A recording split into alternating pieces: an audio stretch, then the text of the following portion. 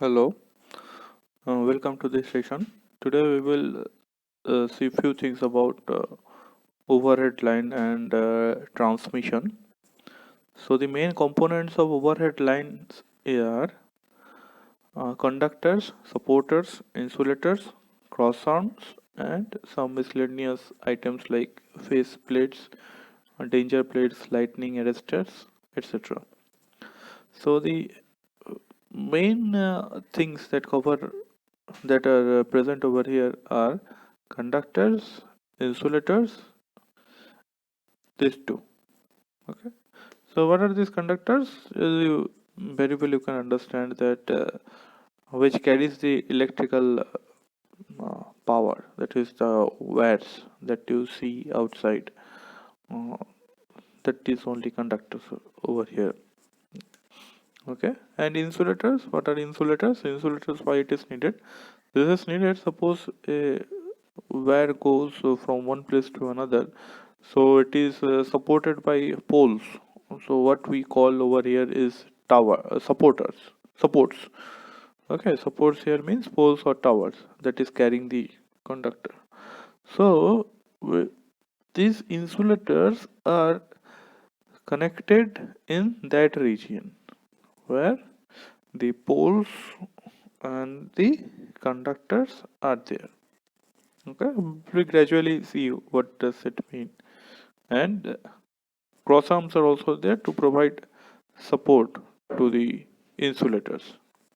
Okay, so moving on to the next slide.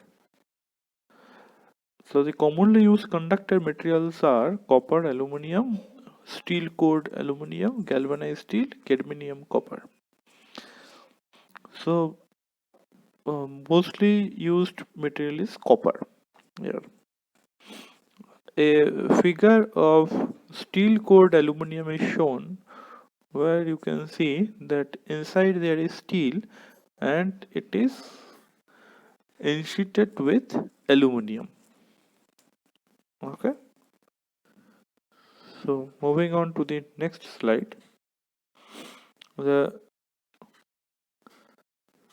some commonly used conductor material, there is also line support. Okay, so line support, what does that mean? That means supporting structure for overhead line. It means simply that the structures that are supporting the overhead lines that are line support. So there is some definite properties for which this line supports are to be made. Okay, so what are those properties?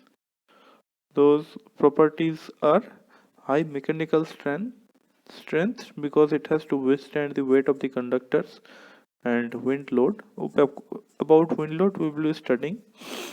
Uh, it should be light in weight without the loss of mechanical strength, because if it is not light in weight it will be highly difficult to install in very rugged and terrain, actually in mountains and in other places where it is difficult to install a pole or a supporting structure.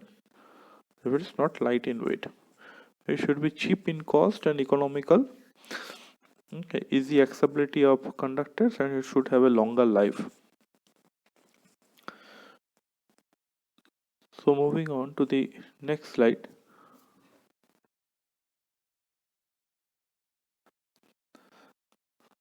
The figure that is shown in this slide is A and H type of wooden pole.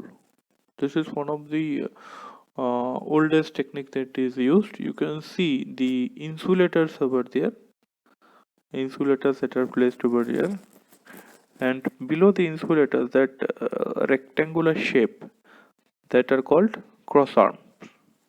Okay, in the H type of wooden pole, you can see steel bracing.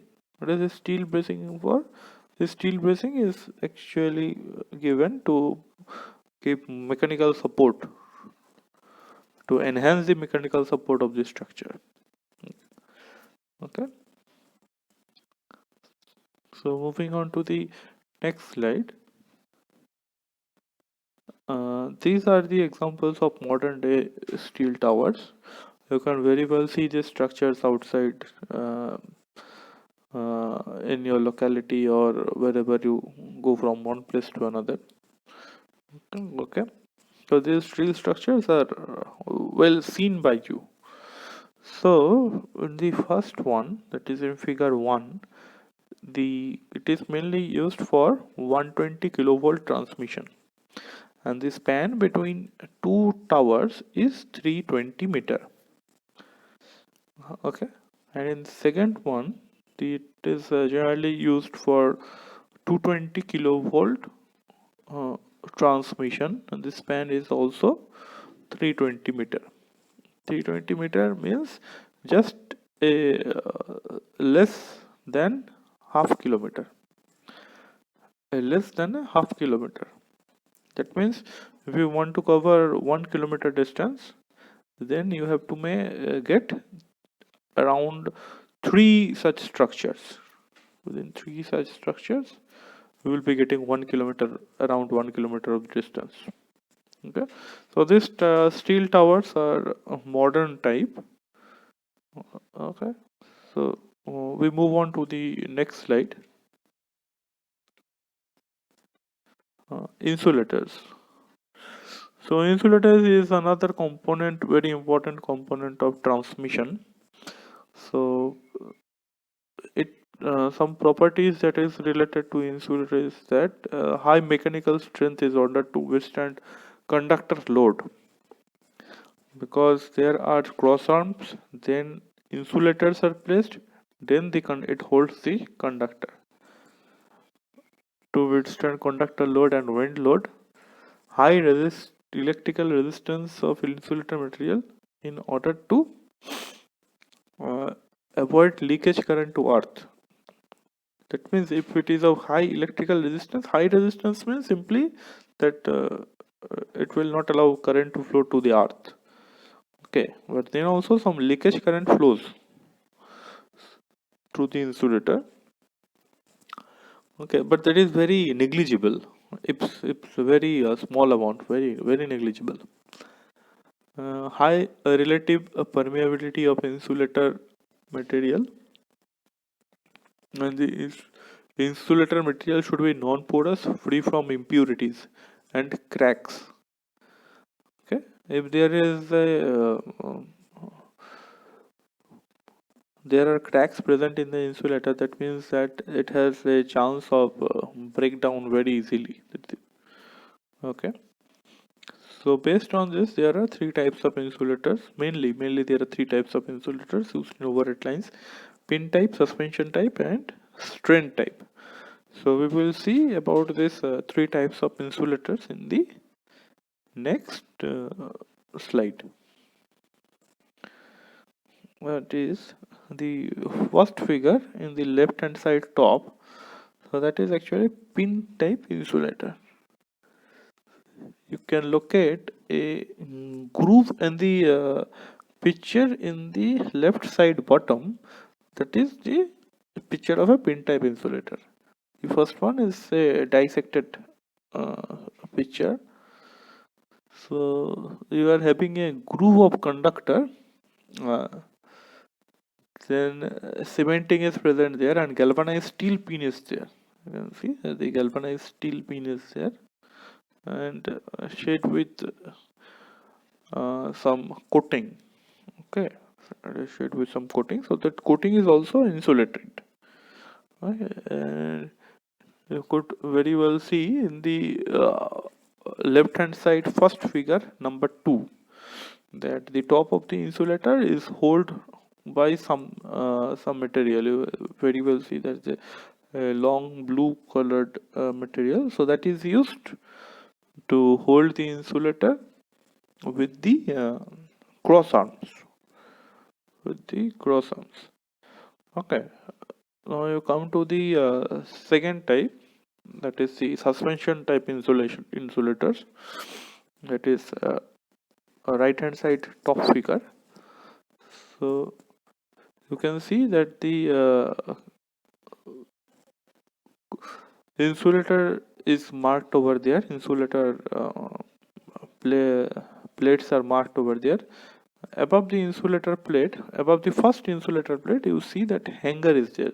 So hanger type substance is there. So that material actually holds the insulator with the cross arms. And you see below the last insulator, some another hanger type substance is there that actually holds the line conductor. So the conductor moves there. So what does it mean? That the first cross arm is connected to ground, that means potential 0. Then insulator comes, then line conductor comes. You can see the actual picture of the suspension type insulator in the lower figure. It is right hand side lower figure. So we can easily see the plates, brown colored plates. Okay, so we move on to the next slide. So this insulator aspect, when out of these two insulator, that is pin type insulator and suspension type insulator, the suspension type insulator has a advantage over this pin type insulator. Now each insulator is designed for 11 kV, and hence for any operating voltage of the string, that insulator can be used. What does it mean? This means that in the previous figure, the brown colored plates, now each plate can handle 11 kilovolt. That means the when you apply more than 11 kilovolt between these two insulator, this insulator is going to conduct electricity. Whenever you are going to apply more than 11 kilovolt across one plate, then only this insulator is going to conduct electricity. So that is the insulation design of that part. Okay, it can withstand, it can block a voltage of 11 kilovolt. So if you are putting 4 insulators in a series, that means you are actually blocking 44 kilovolt. You can see in the previous slide, last figure, right hand side below figure, that there 4 such insulation discs are placed. So that means what? It is actually blocking 44 kilovolt. Okay. So in case of failure of one unit, it can be easily replaced, because if your second unit fails, second unit gets disrupted, so you can easily change only the second unit. So it will be saving you much cost. Okay. So since the power conductor and string swing together in case of wind pressure, the third point, the mechanical stress on at the point of attachment are reduced as compared with the pin type insulator. What does it mean? That it means that you see the previous slide, right hand side topmost figure, that whenever wind blows, the line conductor moves, and along that the string of insulator, 3 insulators or plates are there, so these 3 insulator plates also moves. So when this conductor and insulator plates moves, that means, yes, that is referred to as string swing. That part is called string. When the string swings, the mechanical stress at the point of attachment. The point of attachment means at the point of attachment with the cross arms. Point of attachment are reduced as compared with pin type insulators.